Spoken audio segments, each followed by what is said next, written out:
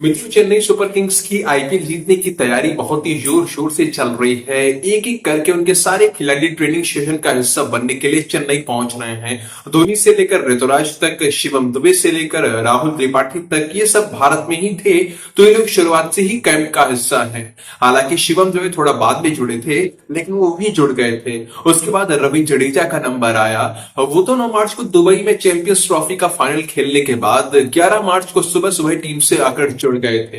अब सभी की नजरें केवल इस बात पर टिकी हुई थी कि चेन्नई का वो स्टार गेंदबाज आखिर कब आएगा जो कि चेन्नई सुपर किंग्स का एक्स फैक्टर कहा जाता है। मित्रों, मैं बात कर रहा हूं मथीश पथिराना के बारे में। ये एक श्रीलंकाई गेंदबाज हैं, वहां के उभरते हुए सितारे हैं, लेकिन जितनी प्रसिद्धि इन्हें अपने देश के लिए खेलते हुए नहीं मिली है, उससे कहीं ज्यादा प्रसिद्धि इन्हें आईपीएल में चेन्नई की ओर से खेलते हुए मिली है। पथिराना 2022 में चेन्नई के साथ जुड़े थे और कुछ इस तरह से जुड़े कि चेन्नई के ही होकर रह गए। 2023 का आईपीएल सीजन इनके लिए सबसे ज्यादा लकी रहा। उन्होंने यहां पर कुल 12 मैचेस खेले, जिनमें 19 विकेट निकालने में सफलता प्राप्त की। अपने इस जबरदस्त प्रदर्शन के कारण वो चारों तरफ चर्चा में आ गए।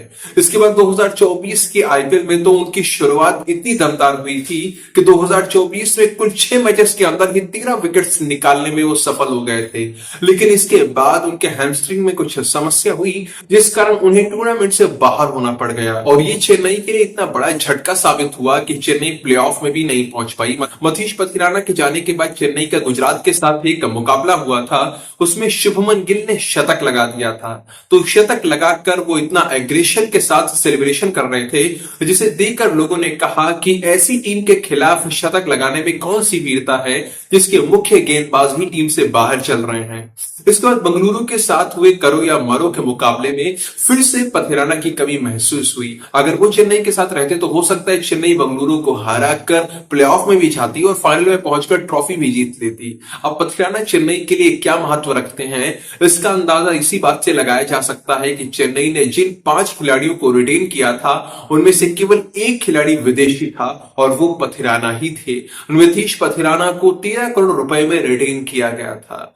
इस बार पथिराना यही संकल्प लेकर भारत आए हैं कि वो चेन्नई को विजेता बनाकर ही वापस लौटेंगे। उनके आगमन को चेन्नई वालों ने जबरदस्त ढंग से सेलिब्रेट भी किया है।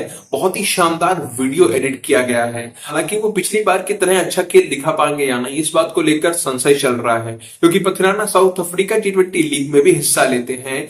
वहां भी वो सुपर किंग्स फ्रेंचाइजी टीम के साथ ही खेलते हैं और इस बार वो अच्छा नहीं कर पाए थे, जिसे देखकर चेन्नई के कई प्रशंसक थोड़ा सा उदास हैं। लेकिन मित्रों, मुझे लगता है कि ये उदास होने की बात नहीं है। कप्तान ऋतुराज गायकवाड़ से जब उनकी फॉर्म के बारे में पूछा गया था, तो उन्होंने कहा था कि जब आप बल्ला लेकर बाहर निकलते हैं तो वो एक नई शुरुआत होती है। आपके अंदर आत्मविश्वास है तो आप बिल्कुल नई शुरुआत करते हैं। आपकी पुरानी फॉर्म कोई महत्व नहीं रखती, उसका कोई मतलब नहीं है।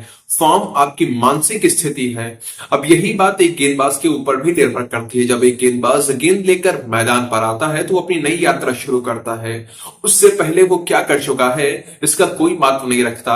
बस यहाँ पर महत्व ये रखता है कि उसका खुद पर कितना विश्वास है और उसने कितना अभ्यास किया है। सब कुछ इसी पर निर्भर करता है। इसके साथ में उसका भाग्य, उसका लक, उसका कितना साथ दे रहा है, ये भी महत्वपूर्ण होता है। तो मित्रों, पथिराना की फॉर्म को लेकर चिंता करने की जरूरत नहीं है। ये 25 का आईपीएल उनके नई शुरुआत होगी।